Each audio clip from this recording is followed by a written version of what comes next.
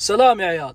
انتهت المباراتين هذه. مباراة الاتحاد ما راح اتكلم عنها، الاتحاد فاز ويستاهل المدح لانهم ابدعوا. لكن انا اليوم بتكلم عن مباراة الهلال، لان باختصار المقطع هذا ما في مدح، لا في تهزيء بيطلع. قبل كل شيء الله لا يهينك، اضافة لايك شير هنا وفي الاصفر بعد اذنك. انتهت مباراة الهلال والسد 3-2 لصالح السد. ألف مبروك الفوز لنادي السد. نادي الهلال تعال بيك في كلمة راس. بدت المباراة والضغط لصالح الهلال إلين سجلنا الهدف الأول عن طريق الأسطورة هذا. خلونا نشوف الهدف مع بعض. شوف بالله يا أخي، تبيها اسيست ولا تبيها إنهاء ولا تغذية بصرية؟ بدت المباراة تغذية بصرية. 3 أشخاص أبدعوا في المباراة، سافيتش وروبن نيفيز وميشيل.